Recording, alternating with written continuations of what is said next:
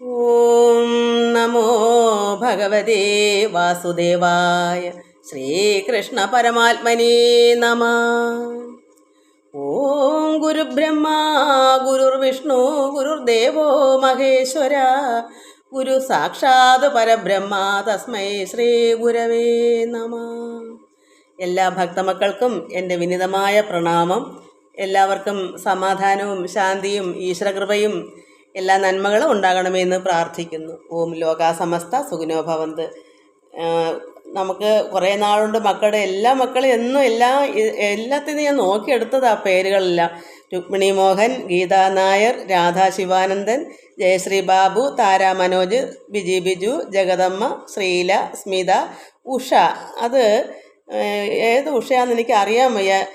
അത് പുതിയതായിട്ടൊരു ഉഷയാണെന്നാണ് തോന്നുന്നത്. എത്ര അഭിനന്ദിച്ചാലും അധികം ആവില്ല എന്നൊരു കമൻസ്. മക്കളെ, ഉഷ എവിടെ? പണ്ട് കൊട്ടാരക്കര ഒരു ഉഷ ഉണ്ടായിരുന്നു, അതാണോന്ന് എനിക്ക് അറിയാൻ വയ്യ. എന്തുവായാലും നമസ്കാരം മക്കളെ. പുതിയ ഉഷ മക്കളാന്ന് തോന്നുന്നു. എല്ലാവർക്കും നമസ്കാരം. പിന്നെ വേറൊരു പേര് ശ്രീ മോഹൻ എന്നാണ് അതിൻ്റെ പേര്. വ്യക്തമായിട്ട് ശ്രീ എന്നായിട്ട് പിന്നെ MU മൂ എന്നും കൂടെ ഉണ്ട്, മോഹൻ. അതിൻ്റെ യഥാർത്ഥമായിട്ട് എനിക്ക് മനസ്സിലായില്ല മക്കളെ. എന്തുവായാലും എല്ലാവർക്കും നമസ്കാരം. എല്ലാ മക്കളെയും പരമാത്മാവിൽ അർപ്പിക്കുന്നു. ഇത് കമൻസ് തരാത്ത മക്കൾ എല്ലാവരും ഭഗവാന്റെ ഭക്തരാണല്ലോ. എല്ലാം ഭഗവാൻ ഒന്നുപോലെ തന്നെയാണ്. എല്ലാവർക്കും നമസ്കാരം. നമുക്ക് കീർത്തനം ചൊല്ലാം, ഭഗവത് കീർത്തനം ചൊല്ലാം. ഭാഗവത കീർത്തനത്തിൻ്റെ കുറച്ച് ചൊല്ലാം മക്കളെ. നാരായണ ജയ നാരായണ ജയ നാരായണ ജയ നാരായണ. കരളിൽ വിവേകം കൂടാതെ കണ്ടര നിമിഷം ബത കളയരുതാരും. മരണം വരൂ ഇനി എന്നു നിനഞ്ചിഹ മരുവുക സതതം. നാരായണ ജയ നാരായണ ജയ നാരായണ ജയ നാരായണ ജയ നാരായണ. കാണുന്നു ചിലർ പലതും ഉപായം, കാണുന്നില്ല മരിക്കുമിതെന്നും. കാൺകിലും ഒരു നൂറ്റാണ്ടിനകത്തിൽ എന്നീ കാണൂ. നാരായണ ജയ കിമപി വിചാരിഞ്ചേടുകിൽ മാനുഷ. ജന്മനി വേണം മുക്തി വരേണ്ടുകിൽ കൃമിജന്മത്തിലും എളുതായി വരുമേ വിഷയസുഖം ബത. നാരായണ ജയ കീഴിൽ ചെയ്ത ശുഭ അശുഭ കർമ്മം മേലിൽ സുഖദുഃഖത്തിനു കാരണം. സുഖമൊരു ദുഃഖം കൂടാതെ കണ്ടൊരുവനുമുണ്ടോ. നാരായണ ജയ കുന്നുകൾ പോലെ ധനമുണ്ടാകിലും ഇന്ദ്രനു സമമായി വാണിടുകിലും ഒന്നുരിയാടുവതിന്നിടകിണ്ട വന്നാൽ യമഭടർ. നാരായണ ജയ കൂപേ മീനുഴലും അതുപോലെ ഗേഹേ വാണുഴലും ജനാന. ആപൽ ഗണം അകലേണ്ടുകിൽ മുനിജന വാക്കുകൾ പറയാം. നാരായണ ജയ കെട്ടുകളായതു കർമ്മം പുരുഷനു. കെട്ടുകളഞ്ചേ മുക്തി വരൂ ദൃഢം. കെട്ടുകളോ ഫലഭുക്തിയാ തീരും കണ്ടായിനിയും. നാരായണ ജയ കേൾക്കണം എളുതായുണ്ടോ രഹസ്യം. ദുഷ്കൃതവും നിജ സുഹൃതവുമെല്ലാം കാൽക്കൽ നമസ്കൃതി ചെയ്തു മുകുന്ദനിലാക്കുക സതതം. നാരായണ ജയ കയ്യിൽ വരുന്നതുകൊണ്ടു ദിനങ്ങൾ കഴിക്ക ഫലം പുനരഞ്ചിക്കൊല്ല. കൈവരുമാകിലും ഇന്ദ്രന്റെ പദമെന്തിനു തുച്ഛം നാരായണ ജയ. കൊടിയ തപസ്സുകൾ ചെയ്തോരോ ഫലം ഇച്ഛിച്ചിടുകിൽ മുക്തി വരാദൃഢം. അടിമലർ തൊഴുകിലോരിച്ചാഹീനം മുക്തന്മാരവർ നാരായണ ജയ. കോപം കൊണ്ട് ശപിക്കരുതാരും ഭഗവന്മയമെന്നോർക്ക സമസ്തം. സുഖവും ദുഃഖവും അനുഭവകാലം പോയാൽ സമമിഹ നാരായണ ജയ. കൗതുകമൊന്നിലുമില്ലിനി മഹതാം ഭഗവൽ ഭക്തന്മാരോടു കൂടി. ഭഗവൽ ഗുണകഥന ശ്രവണങ്ങൾ ഒഴിഞ്ഞൊരു നേരം നാരായണ ജയ. കരുണാകരനാം ശ്രീനാരായണൻ അരുളിയിടും നിജ സായുജ്യത്തെ. ഒരു ഫലമുണ്ടോ 10,000 ഒരു ചന്തു പിറന്നാൽ നാരായണ ജയ. ബഹുജന്മാർജിത കർമ്മമശേഷം തിരുമുൽ കാഴ്ച നിനക്കിഹ വച്ചേൻ. ജനിമരണങ്ങൾ എനിക്കിനി വേണ്ട പരിപാലയമാം നാരായണ ജയ. ബഹുജന്മാർജിത കർമ്മമശേഷം തിരുമുൽ കാഴ്ച നിനക്കിഹ വച്ചേൻ. ജനിമരണങ്ങൾ എനിക്കിനി വേണ്ട പരിപാലയമാം നാരായണ ജയ.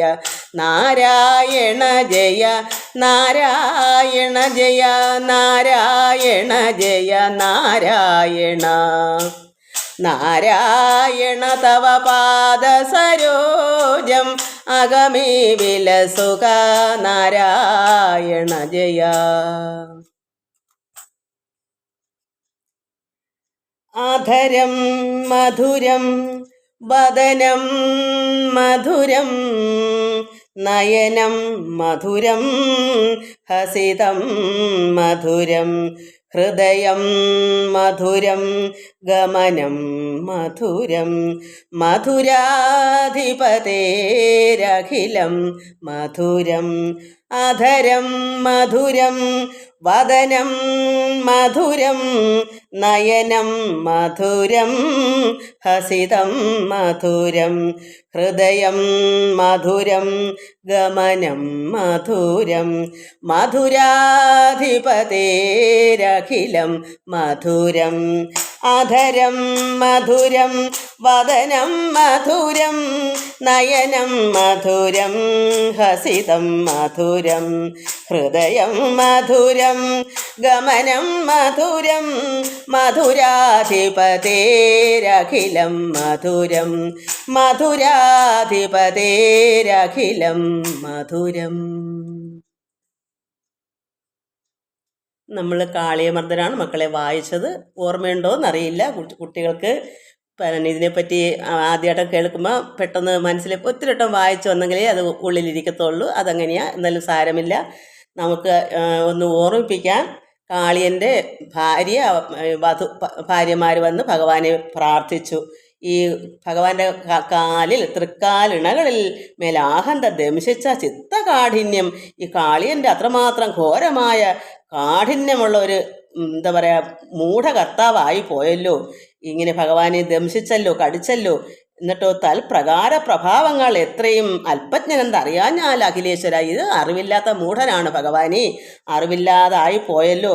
വിജ്ഞാനമൂർത്തിയായിരിക്കുന്ന ഭഗവാൻ ഈ അസാരജ്ഞനാകുന്ന അത്രമാത്രം അറിവില്ലാത്ത ഇവനോട് അപരാധമെല്ലാം ക്ഷമിക്കണമേ എന്ന് ആ ഭാര്യമാരെല്ലാം അപേക്ഷിച്ചു. സൽഘൃണയ, ഭഗവാന്റെ സൽകൃപയോടുകൂടി നമുക്കുള്ളവനെന്നത് ഉൾക്കൊണ്ട് ഭഗവാന്റെ കുട്ടികളല്ലയോ അറിവില്ലാത്തതായാലും. അപ്പം അങ്ങനെ നമുക്കുള്ളതെന്ന് വെച്ചാൽ എല്ലാം പരമാത്മാവിൻ്റെ സന്തതികളെന്ന് കരുതി ക്ഷമിക്കണമേ എന്ന് ഈ ഭാര്യമാരെ അപേക്ഷിച്ചു. സർപ്പകുലാധിപന ഇവൻ എത്രയും ദർപ്പം കലർന്നത് എപ്പേരും അകലവേ സത്വരം നീക്കിക്കളഞ്ഞത് നല്ലതായി എത്രേ ഭവിച്ചു ന്യായം കരുണാനിധി. ഈ ദുഷ്ടനായിരിക്കുന്ന ഈ സർപ്പകുലാധിപൻ, സർപ്പങ്ങളുടെ അധിപനായിരിക്കുന്ന ഇവനെ ഇവൻ്റെ അഹങ്കാരമെല്ലാം എപ്പോഴും അകലെ നീക്കിക്കളഞ്ഞല്ലോ ഭഗവാനെ. അത് നല്ലതത്രേ, നല്ലതായി. അതുകൊണ്ട് കരുണാനിധി അങ്ങ് ഇത്രയും ഈ അഹങ്കാരമെല്ലാം പോക്കിയത് എത്രയും നന്നായി എന്ന് ഈ ഭാര്യമാർ പ്രാർത്ഥിക്കും. ഒത്തിരി ഭാര്യമാരുണ്ട്, ബന്ധുജനങ്ങളുണ്ട്, ഒരുപാട് പേരുണ്ട്. അവർ കുറേ സമൂഹമായിട്ട് തന്നെ ഈ നദിയിൽ കിടക്കുക. അപ്പോൾ ഇനി അവിടെ വരെ നമ്മൾ വായിച്ചത്, ഇനി നമുക്കതിൻ്റെ ബാക്കി വായിക്കാം. അങ്ങനെ ഭാര്യ ഇങ്ങനെ പറഞ്ഞ് പ്രാർത്ഥിച്ച്, ഇനി അങ്ങനെ പ്രാർത്ഥന ആണ് ഇനിയും. സർപ്പകുലാധിപനാം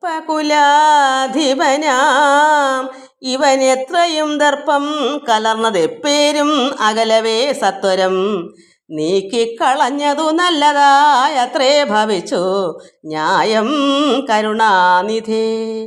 കർക്കശനാം ഇവൻ തന്നുടെ ജീവനും ഇക്കാലമെങ്ങൾക്ക് തന്നരുളേണമേ. ഇവൻ്റെ അഹങ്കാരമൊക്കെ പോയി, ഇവൻ്റെ ജീവനെ ഞങ്ങൾക്ക് തരണമേ. ഇവർക്ക് മറ്റാരും തുണയില്ലല്ലോ. അനുഗ്രഹ കാരണനാം ഭവാൻ ഉൾക്കനിവോടും അനുഗ്രഹിക്കേണമേ. ഭഗവാൻ എന്തൊക്കെയാ ചെയ്യുന്നേ? നിഗ്രഹിക്കുകയും ചെയ്യും, അനുഗ്രഹിക്കുകയും ചെയ്യും. ദുഷ്ടന്മാരെ നിഗ്രഹിക്കും.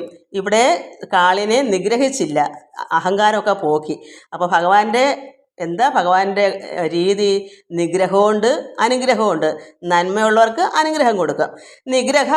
അനുഗ്രഹ കാരണനാം ഭവാൻ, ഇത് രണ്ടിനും കാരണനാണ് പരമാത്മാവായ കൃഷ്ണൻ. ഉൾക്കനിവോടും അനുഗ്രഹിക്കണമേ. ഇവിടെ ഭാര്യ പ്രാർത്ഥിക്കുക. മറ്റൊരാധാരം ഇവനൊഴിഞ്ഞാരും ഇല്ലുറ്റവരാം അടിയങ്ങൾക്കു ദൈവമേ. ഇവനല്ലാതെ ഞങ്ങൾക്ക് ആരും ഉറ്റവരായിട്ടില്ല. കാളിയൻ അവിടുത്തെ രാജാവാണ്, കാളിയന്മാരുടെ അധിപനാണ്. ഇവനെ കൊല്ലല്ലേ, അനുഗ്രഹം ജീവനെ കൊടുക്കണമേ. ഇവനല്ലാതെ ഞങ്ങൾക്ക് മറ്റൊരു ആധാരം ആരും ഇല്ല ദൈവമേ.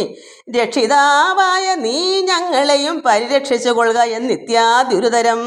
രക്ഷിതാവായ പരമാത്മാവ് അങ്ങ് ഭഗവാനും ഞങ്ങളെ രക്ഷിക്കണമേ.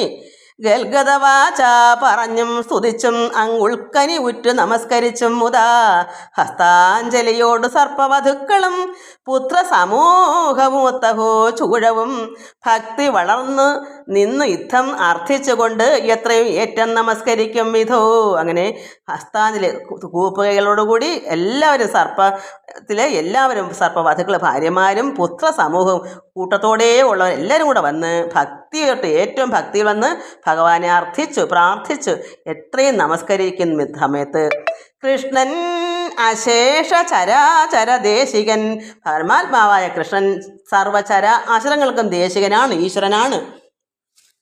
ഉഷ്ണേ ഇതരാംശു കുലോത്ഭവൻ ഈശ്വരൻ. ഉഷ്ണത്തിൻ്റെ ഓപ്പോസിറ്റ് ഇതര. ഉഷ്ണേതരാന്ന് വായിക്കുമ്പോൾ തരാന്ന് വായിക്കല്.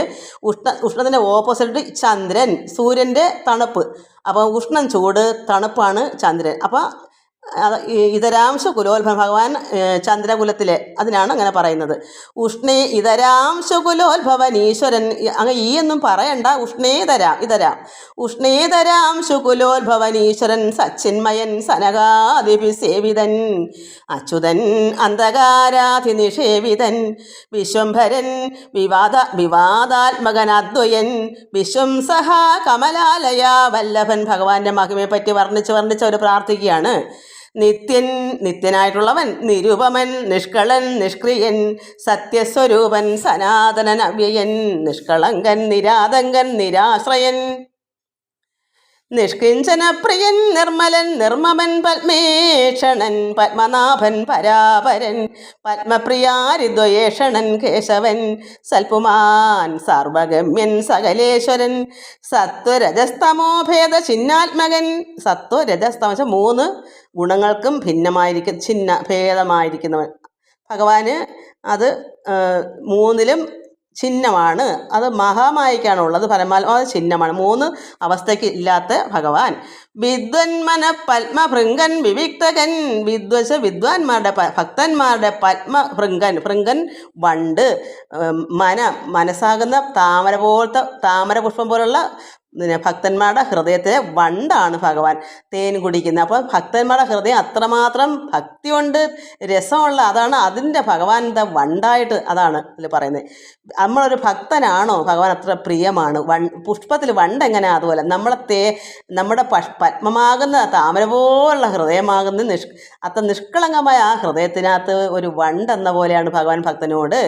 വിദ്വന്മന പത്മഭൃങ്കൻ വിവിക്തകൻ വിദ്യാ വിനോദനാംനായാന്ത സംഗ്രഹൻ ഭക്തപ്രിയൻ വനമാലി പീതാംബരൻ മുക്തിപ്രദൻ പരമാത്മാ പരൻ പുമാൻ ചക്ഷുശ്രവണകുലാന്തകേതനൻ ചക്ഷുശ്രവേന്ദ്ര ശയനൻ സനാതനൻ ചക്ഷുശ്രവോന്നയഭൂഷണാരാധിതൻ ചക്ഷുശ്രവണകുലാർച്ചിതൻ അദ്വയൻ ശക്രാനുജൻ ശരചന്ദ്ര നിഭാനനൻ ചക്രായുധൻ ശരണാഗതവത്സലൻ വിഷ്ണുകുലത്തിൽ പിറന്നു ഗോപാന്വയെ വിഷ്ണു ചിഹ്നങ്ങൾ മറച്ചു നിൽക്കുന്നവൻ.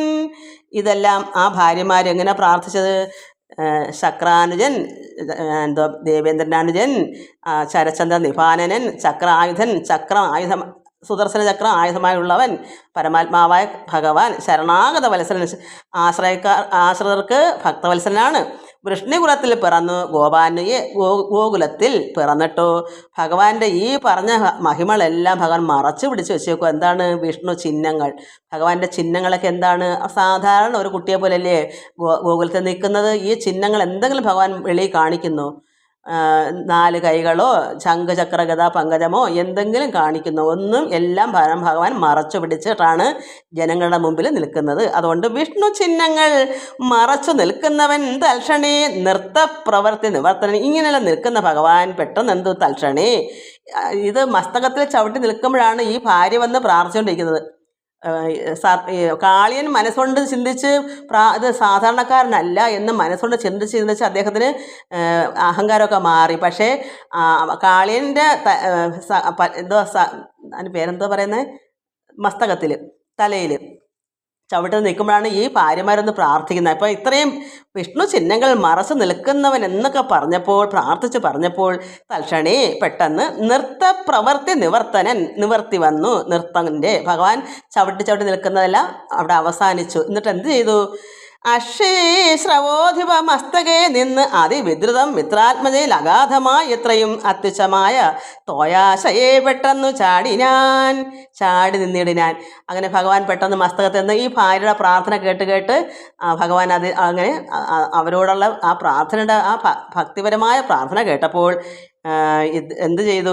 ഭഗവാൻ പെട്ടെന്ന് തൽക്ഷണേ നൃത്തമൊക്കെ നിർത്തിവെച്ചു. പ്രവൃത്തി നിവർത്തനൻ, ആ പ്രവൃത്തി നൃത്തം ചെയ്ത ആ പ്രവൃത്തി നിവർത്തിച്ചു മതിയാക്കിയിട്ട് അക്ഷസ്രവോധിപ മസ്തകെ, ഈ പാമ്പിൻ്റെ കാളിയൻ്റെ മസ്തകത്തിൽ നിന്ന് വിദ്രുതം പെട്ടെന്ന് മിത്രാത്മജയിൽ അഗാധമായിരുന്ന ആ മിത്ര എന്ന ആത്മജ പുത്രി, സൂര്യപുത്രിയാകുന്ന നദി, കാളിന്തി നദിയിലേക്ക് എത്രയും അത്യുച്ഛമായ തോയാശയെ പെട്ടെന്ന് ചാടി നിന്നിടിനാൻ.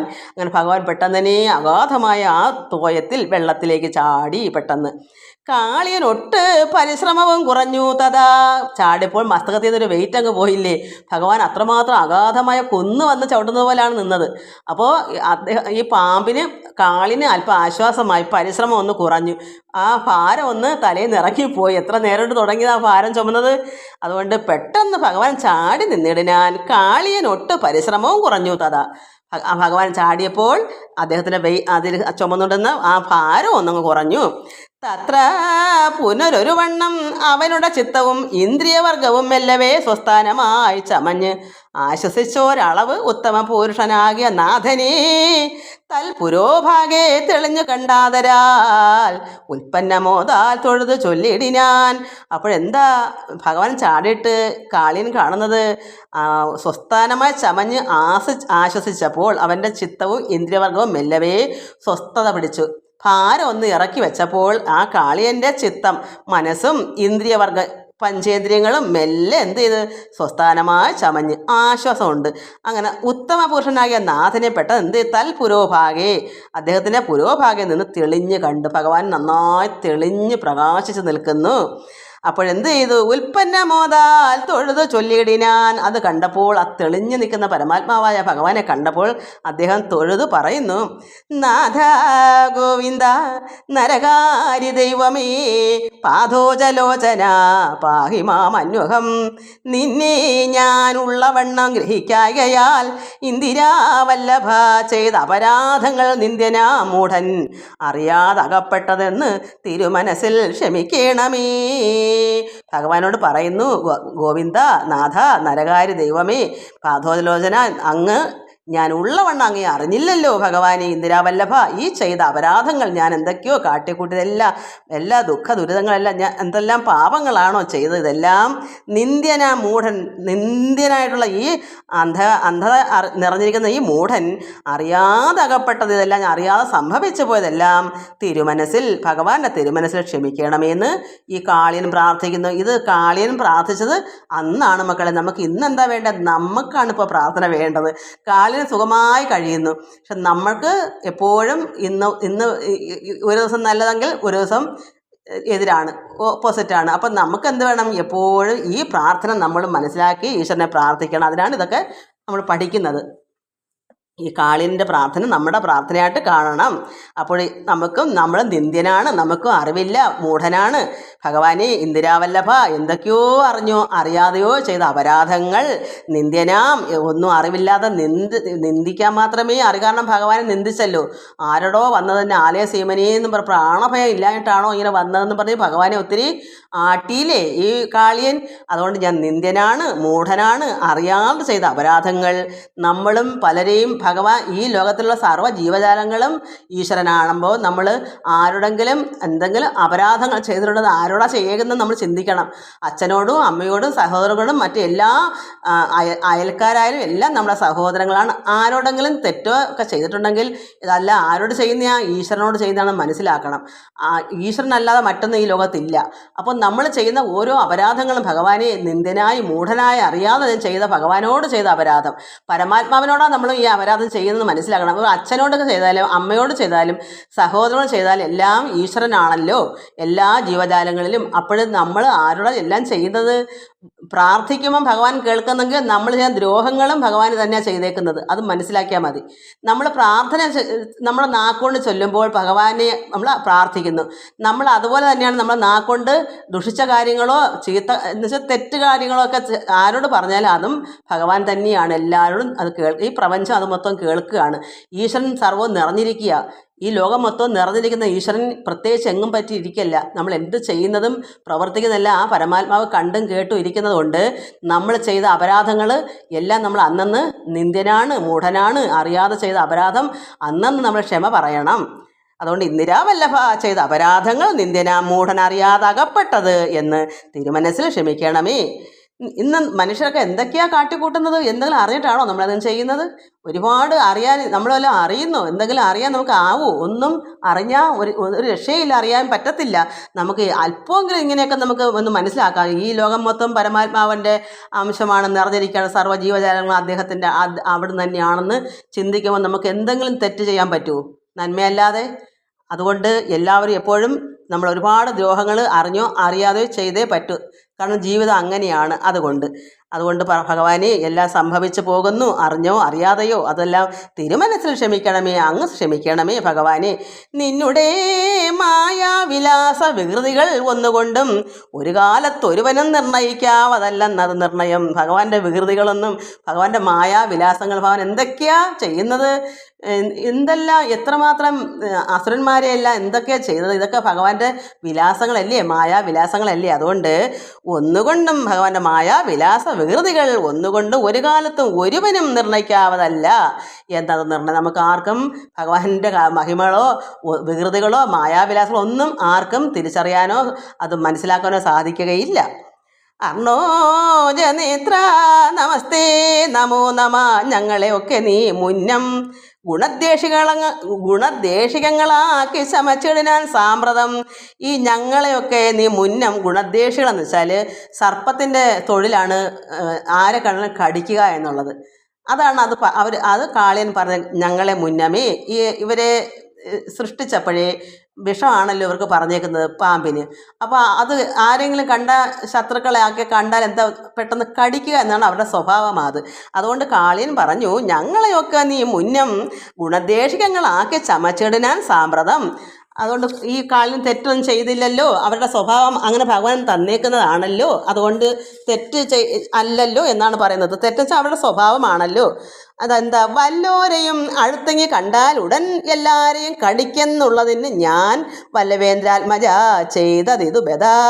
വല്ലായ്മ കല്യാണ വാരിധേ ഗോപതേ, എല്ലാറ്റിനും മൂലമായുള്ള നീ ഇവ എല്ലാം അറിഞ്ഞങ്ങ് അനുഗ്രഹമെങ്കിലും നിഗ്രഹമെങ്കിലും ഒത്തത് ചെയ്യൊരു വ്യഗ്രമില്ലെന്ന് വർണ്ണിച്ചവൻ ചൊന്നത് ഭക്തിയാ തെളിവോട് കേട്ടു നാരായണൻ ഉൾക്കാം പഴിഞ്ഞുടൻ മന്ദഹാസാനിതം സൽക്കാരമാനം കടാക്ഷിച്ചുണർവഴം വ്യക്തസ്വരത്തോട് യുദ്ധം അരുൾ ചെയ്തു.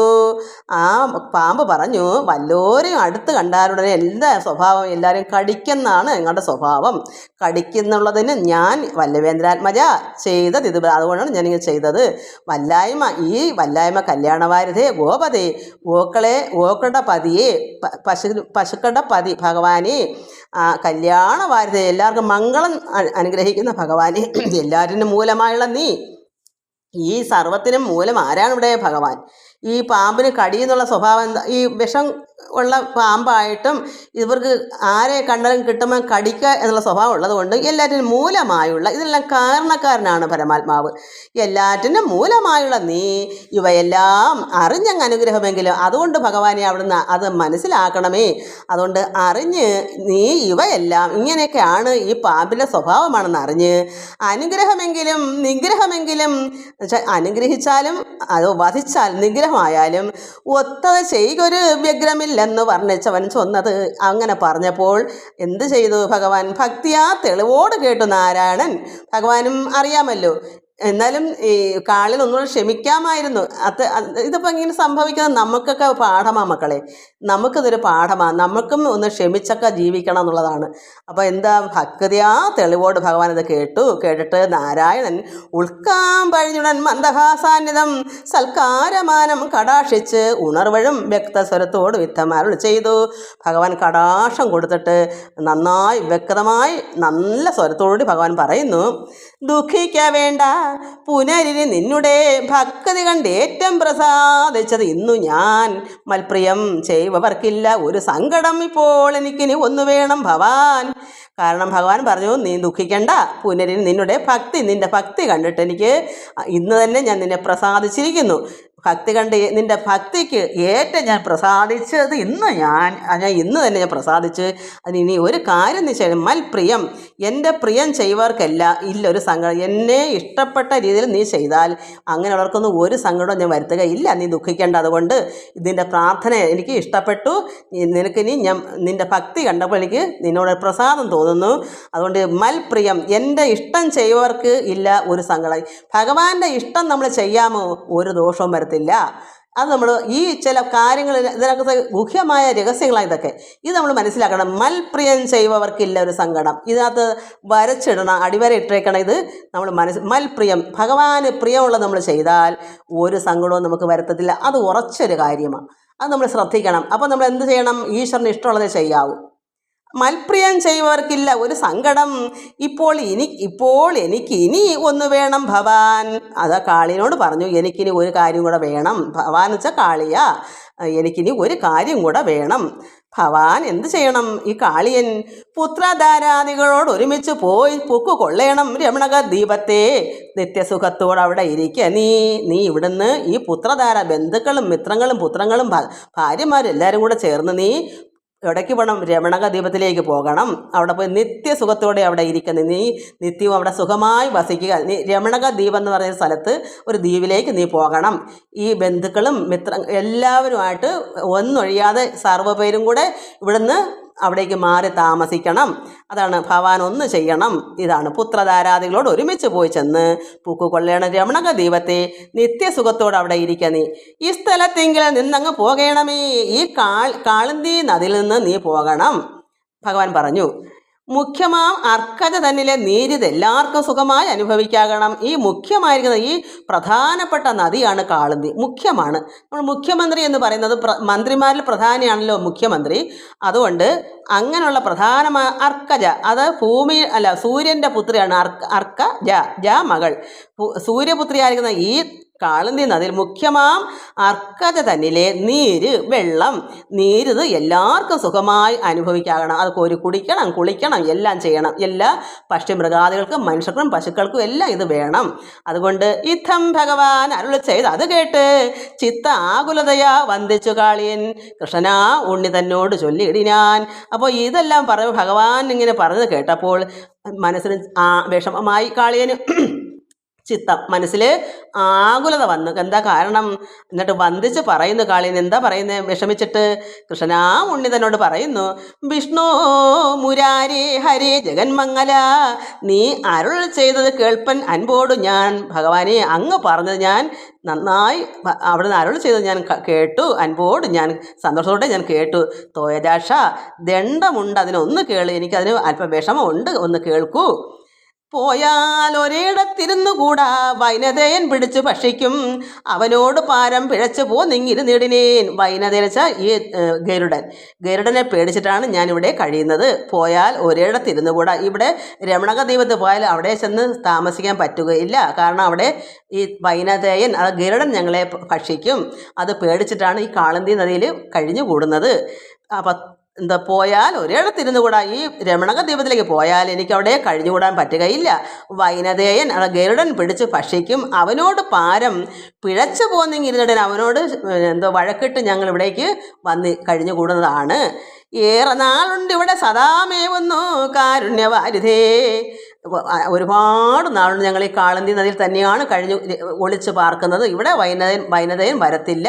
അതുകൊണ്ട് ഞങ്ങളെല്ലാവരും ഇവിടെയാണ് കഴിയുന്നത്. ഇവിടെ വരാത്ത കാരണം സൗരഭിയാകിയ ഘോര തപോനിധി പണ്ട് ശപിക്കയാൽ, ഒരു സന്യാസി, വൃദ്ധനായ ഒരു സന്യാസി ശപിച്ചത് കൊണ്ടാണ് ഇവിടെ ഈ ഗരുഡൻ വരാത്തത് ഈ നദിയിൽ. സൗരഭിയാകിയ ഘോര തപോനിധി പണ്ട് ശപിക്കയാൽ നേരെ അടുത്തെങ്ങി വന്നിടുകയില്ല വൈരിയായുള്ള ഖഗേശ്വരനാം അവൻ. അപ്പം എൻ്റെ ശത്രുവായ ഈ ഖഗേശ്വരൻ, ഈ ഗരുഡൻ ഇവിടെ ഈ നദിയിൽ വരികയില്ല. ഘോര തപോനിധിയ ഒരു സന്യാസി ഈ ഗരുഡനെ ശപിച്ചത് കൊണ്ടാണ് ഇവിടെ വരാത്തത്. വാരിരുഹ സഹ നന്ദന തന്നിൽ നീരിൽ ഇവിടെ കിടന്ന് കൊണ്ടിടിനേൻ. അതുകൊണ്ടാണ് ഈ നദിയിൽ നീര്, ഈ വെള്ളത്തിൽ വാരിരുഹ സഹ നന്ദന തന്നിൽ നീരിൽ ഇവിടെ കിടന്നു കൊണ്ടിടാൻ. ഈ കാളിന്തി നദിയിലെ വെള്ളത്തിൽ നീര്, വെള്ളം, ഈ നീരിൽ ഇവിടെ കിടന്നു കൊണ്ടിടാൻ. ആ വൈനതേനെ ഭയന്നിട്ടാണ് ഇവിടെ കിടക്കുന്നത്. ഇവിടെ വൈനതേൻ, അത് ഗരുഡൻ ഇവിടെ വരികയില്ലാത്തതുകൊണ്ട് ഞങ്ങളെല്ലാം കുടുംബത്തോടും എല്ലാവരുമായിട്ട് ഇവിടെ കഴിഞ്ഞു കൂടുന്നു. ഏവം തൊഴുതു കരഞ്ഞു പറഞ്ഞൊരു പാവകമിത്രാസനോട് മാധവൻ ചാരുസ്മിത അമൃതം തൂകി കനുവോട് ചാരത്തു നിന്നരുൾ ചെയ്താൻ ഇത് സ്മൃതം. കാരണം ഭഗവാൻ ഇനി അതിനുള്ള പോംവഴി പറഞ്ഞു കൊടുക്കും. അപ്പോൾ പാവകമിത്രാസനോട് മാധവൻ, അത് പാവകമിത്രാസന വെച്ചാൽ വായു ഭക്ഷകനാണ് ഈ ഗരുഡനോ. പാവകമിത്രാസനോട് മാധവൻ ചാരുസ്മൃതാമൃതം തൂകി കനുവോട് ചാരത്തു നിന്ന് അരുൾ ചെയ്താൻ അതിസ്മൃത. നമുക്കിനി ഇതിൻ്റെ ബാക്കി പറഞ്ഞ് മനസ്സിലാക്കാം. അടുത്ത പ്രാവശ്യം ആവട്ടെ. 32 മിനിറ്റും കഴിഞ്ഞു പോയി. എല്ലാവർക്കും നമസ്കാരം. ഹരി ഓം, ഹരി ഓം, ഹരി ഓം.